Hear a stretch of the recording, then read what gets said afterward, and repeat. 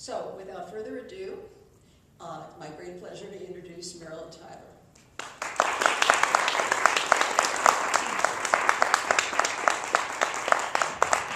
Thank you, Helen.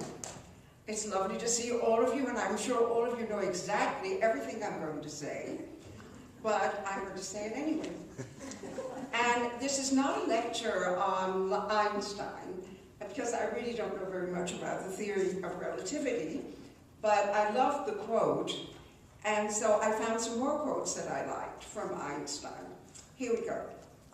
And he was asked, give a brief explanation of the theory of relativity.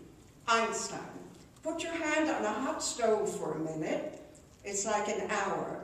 Sit with a pretty girl for an hour, it's like a minute. That's relativity.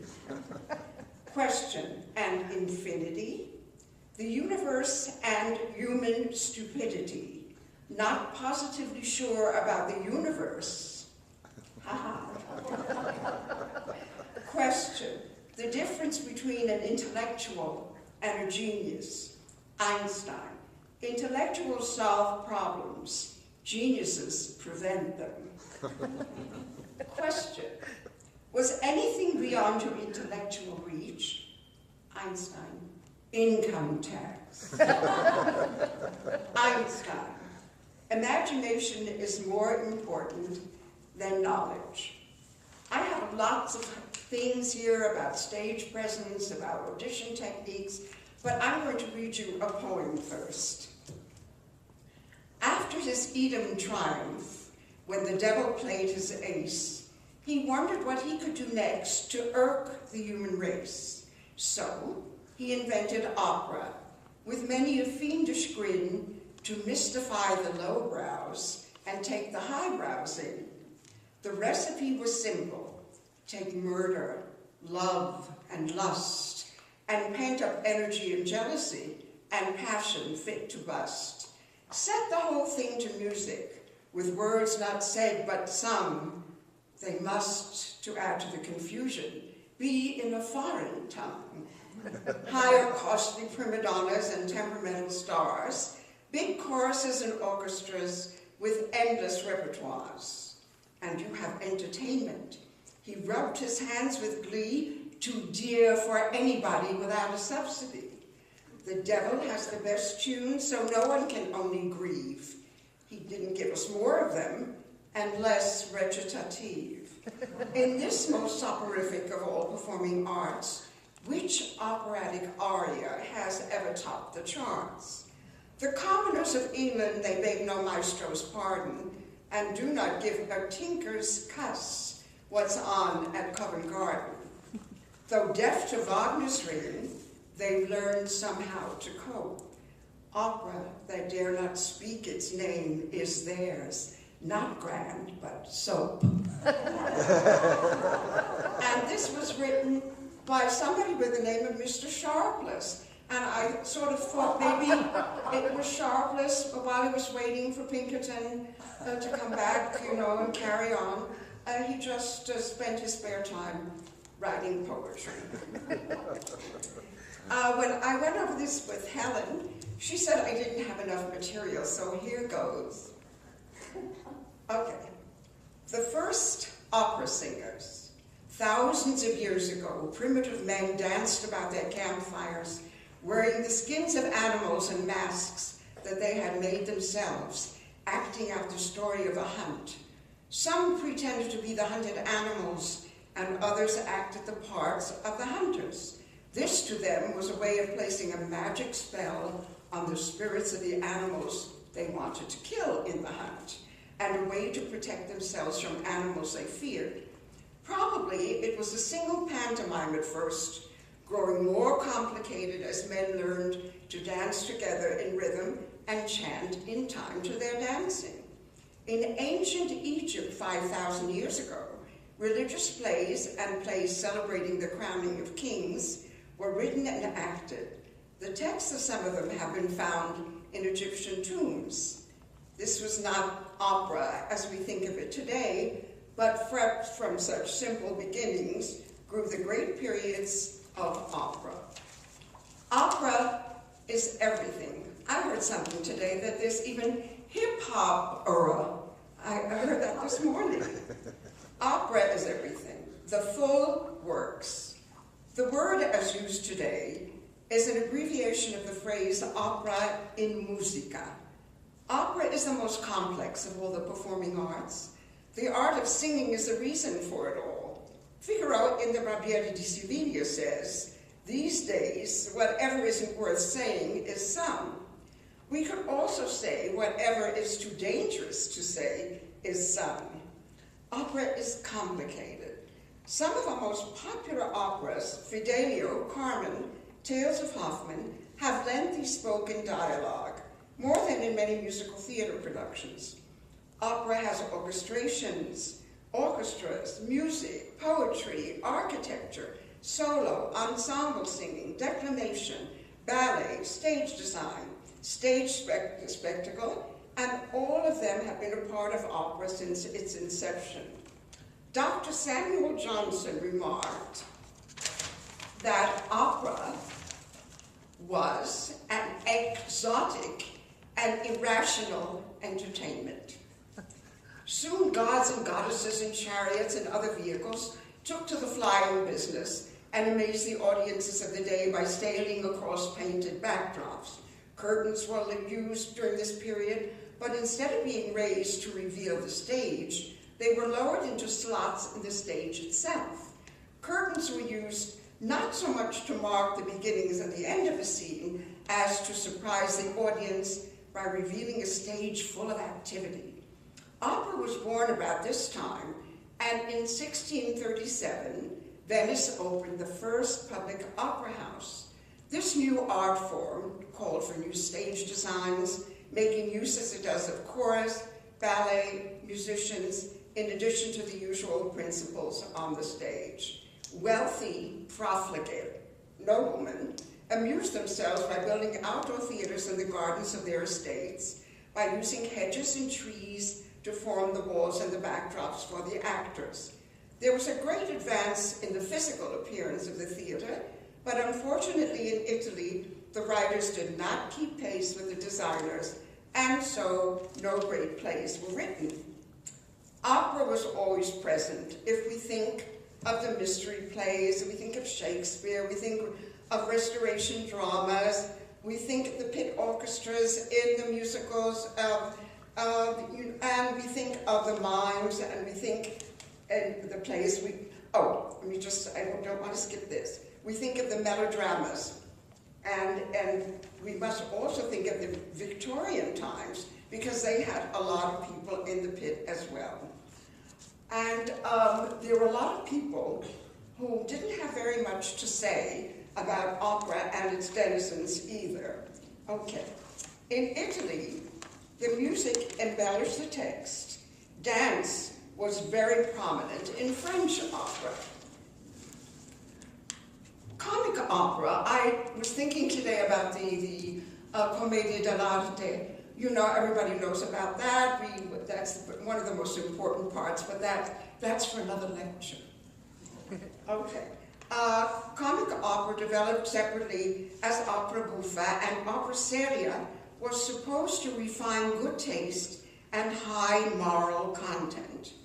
We must not forget the recitative. Okay, recitative.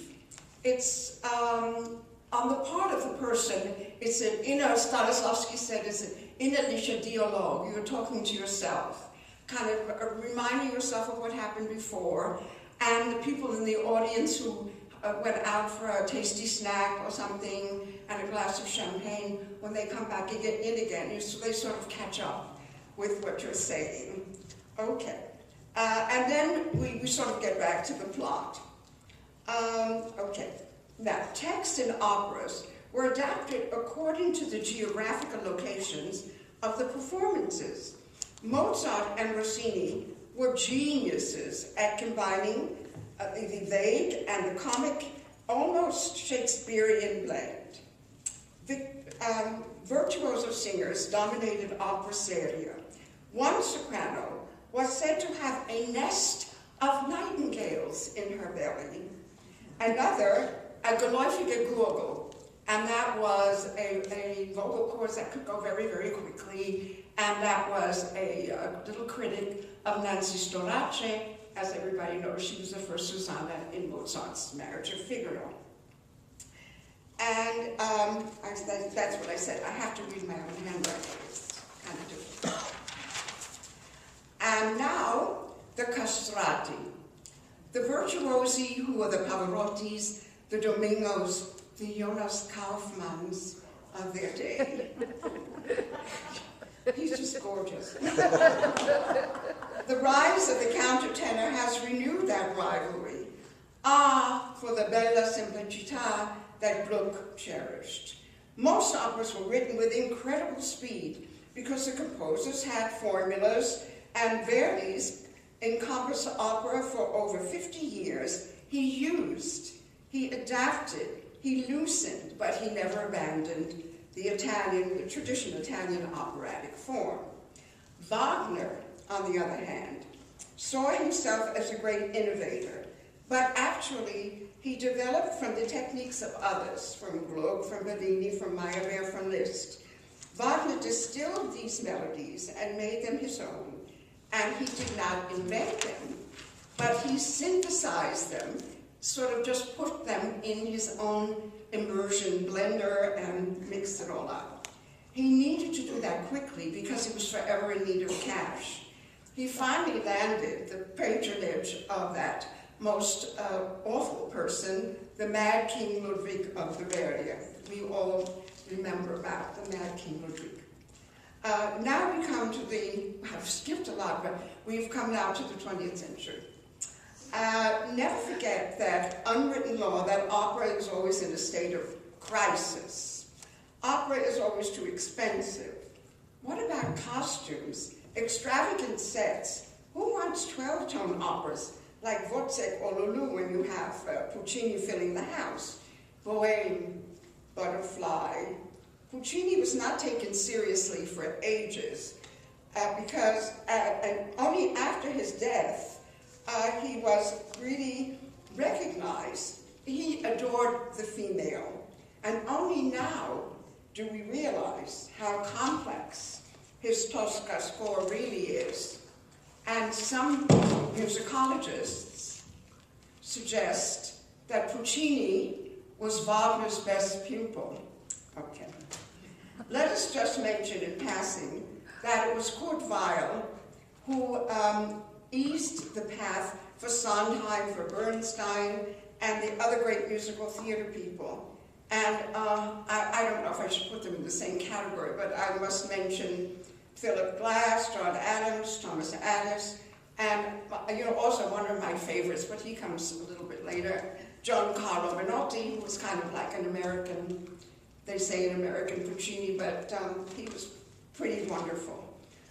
I would also like to mention Hans Werner Henze and Luciano Berio, with whom I collaborated in opera concert and lieder recitals. Certainly opera has terrific power. We all know that. Certainly we are all here, and there are no two people that hear the same thing. Opera is a communal experience and almost religious experience. Why do we go again and again to hear the same thing? But because it's different each time. Opera's expensive, but worth every cent. Young people who are exposed to opera in the schools or in film are not likely to go out, rob a house, or steal a car. I hope. We are now in the 21st century, and where opera is available, and translations are provided, good, bad, and different. And, sometimes we even have to translate English. And everyone is singing in a Tower of Babel of languages.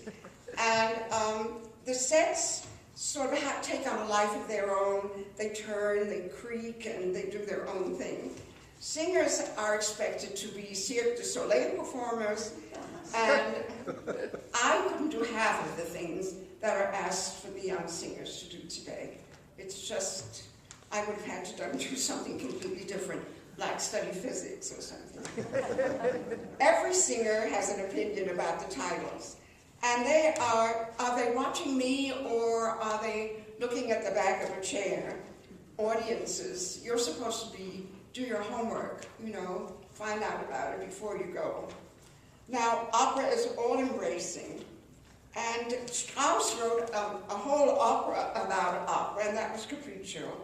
And the French, let's say, don't just go to the opera, they assist at the opera. And I hope they don't assist at the performance, but they assist at the opera. Opera has brought down governments, caused revolutions, threatened dictators, and Viva Verdi. Courtois even had a tune that was used by the French resistance in World War II. Indeed, as Einstein said, music opens yet another frontier. Thank you so much, Alfred, for letting me help you open this one today. Okay. Now, I would like to have Denise and Marianne, and they're our first, shall we say, not victims, but our first performance. Oh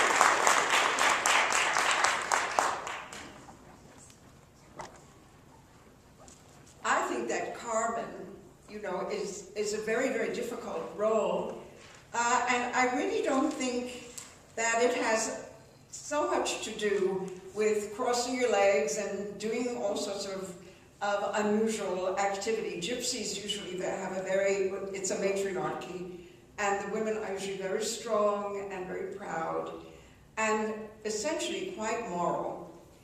And so I like the way you do it, because you have a certain elegance and nobility when you're singing it. And I get very, very upset when I see a lot of these women. I think that passion is more in the brain. So those are my words on that subject. Okay, now we went through Dear Abby, and about this time many singers are falling in love, and the appeal of a marriage and sometimes a family is very strong. Most are in their late 20s by the time they have gone through the preparatory period, and something is telling them to have a normal life. Love, commitment, a home, children, and why shouldn't they?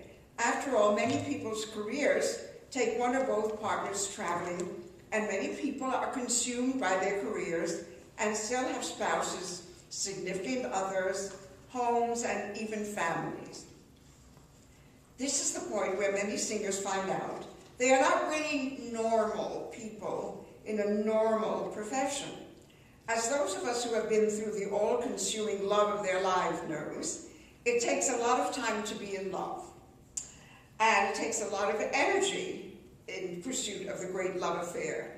Even in a normal profession, an all-out love affair can occupy every waking hour and much of sleepy time as well. But what of the singers who have to work at some job or other to pay for all the schooling, the voice lessons, the coaching, and still find time to practice every day, to learn new scores, to manage their own fledgling careers in lieu of a manager, to enter competitions and apply for grants, to keep their biographies current and send them out to opera companies, symphonies, and agents? And what of the singers' families, often in other parts of the world, who are waiting at home for that all-too-seldom visit from their children, whose career interests they never understood in the first place? And what of the singers who have decided to start families and have to fight off the flus and the colds that the kids bring home from school? Sorry, darling, Daddy or Mommy can't hug you this week because we have an audition coming up. The singers have left the sheltered security of conservatory or endless private lessons, and it's time to make it happen. Everybody is waiting. They've seen opera performances at the Met or in the professional companies of their cities and countries, and the stars up there on the stage seem so close, so familiar. Every note they sing is in their minds, and most of them, if they've gotten this far, think they can sing it as well or better. That's good. They need to think this, because what they are about to face will require a fierce and very, very fierce belief in their own artistry. With a healthy and somewhat naive combination of fear and confidence, they pound on the doors of opera companies and managers' offices for auditions, and are met with, well, we liked you a lot, but we need a different kind of voice for this role, or we already have enough baritones on the roster, but good luck to you. Listen, the sopranos, I mean, how many sopranos are there out there? Or we have our seasoned cast, but we will keep you in mind for the future. You know that great American philosopher, Yogi Berra, said, the future ain't what it used to be. So there's rejection after rejection. Singers see their savings quickly depleted and nothing on the books for the future. Panic and desperation nip at the heels of resolve. Friends and family can't hide the looks that say, are you sure you chose the right career? Singers call their singer friends to see if they can get leads on auditions and jobs, not really wanting to hear about all the exciting engagements everybody else seems to be getting. If only I had an agent, they sigh. Another reality is about to be faced. Most young singers believe that an agent will solve all their problems, monitor their careers with all the commitment of a doting parent, care about their personal lives, know all the best coaches, doctors, photographers, get them all the jobs they deserve, make them superstars, and get them on the cover of Opera News or Classical Singer. Exceptions are extremely high. There are never enough jobs or enough of the right kind of jobs for the ambitious young singer. The need is so great to finally get out there and show the world, to finally make a living as an opera singer. And no agent in the world can meet those expectations. Singers find out, often after changing managers several times, that they continue to look for agents. And still those agents cannot fill those calendar holes. And they go out and find a lot of their own work, look for opportunities to create their own publicity. They can't sit back and let somebody else drive their career ships even for a minute, and not even with a hotshot agent. It's the singer's determination, focus, and intelligence that will carry them through these difficult challenges. Intelligence? No, it's not enough to have a beautiful voice. With a beautiful voice, you can sing lullabies and Christmas carols, but you can't have a career in opera. Mind you, I don't believe that opera singers have to be Mensa candidates. In fact, too much intelligence may even slow down the rather mad race to stardom. And every opera singer dreams of stardom, no matter what they tell you. But a singer can't be stupid.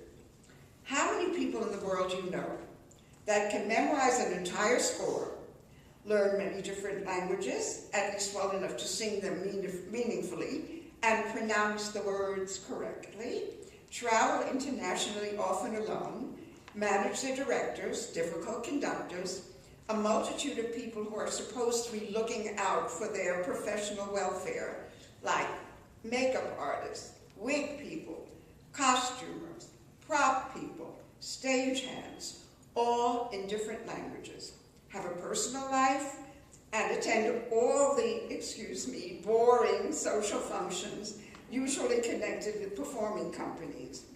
Keep themselves healthy because nobody wants to hear that you're sick and can't perform. Not run out of money in Rome because you forgot to tip the wig master. Remember to send emails to the few people who supported them back when they were nothings. Skype home to the husband in the middle of the night, your time in Europe or whenever, and he is just getting in from work in New York, to reassure him that that affair with the Bulgarian bass is not happening. Work on the score for the next engagement, all while they are rehearsing and performing for an audience that has paid piles of money to hear them sing and will not forgive less than a perfect performance.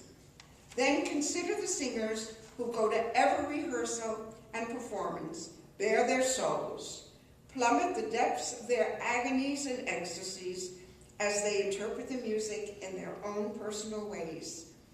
Emotionally cold performers don't create goosebumps, and goosebumps are what the audience pays for. Singers not only have to know the music, remember the libretto, use all their technical prowess without making the audience aware of it. Remember the staging, beware of colleagues and chorus members who forget what they're doing. Pay close attention to conductors who sometimes do entirely different things in performance. I'm glad Tony left. Performance from what they did in rehearsal. Stay in character the entire time on stage. Watch out for falling props and scenery. Block out the backstage noise. Be alert to cues and be prepared if somebody forgets to cue them. Listen to the orchestra so they are together. Be prepared to improvise in case a colleague swallows a fly or trips over the set. And at the same time, they must bare their musical souls and produce goosebumps. They must interpret the music like nobody has ever interpreted before or ever will again. What of the singers who finally make it up to the very top of their profession? For most of them, it has taken so long to get there because singers have a very short shelf life, as they say. They have to start planning for retirement. Meanwhile, it's not so easy at the top, as the world watches breathlessly for the first little sign of weakness, or finds out too much about private lives for any conceivable comfort level, or criticizes every career decision. Stars are not immune to illnesses, mean critics, personal complications, vocal problems, and burnout.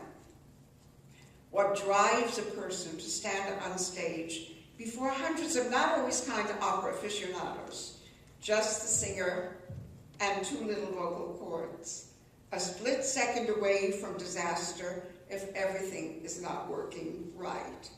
Even when they are coming down with the flu, or had a terrible performance several nights before, or think they aren't right for the part and the previous soprano got booed. They have chosen careers that are littered with major roadblocks, terrible pressures, extreme disappointments, monumental challenges. All opera singers have this in common, a very difficult career choice. They share, no matter what race or nationality, no matter what stereotype they must overcome, whether it's the Asian soprano who always gets cast as Cho-Cho-san, or the African American who always gets cast in Porgy and Bess, or the perky little soprano who always gets cast as Musetta, or the Latina who always gets cast as Carmen.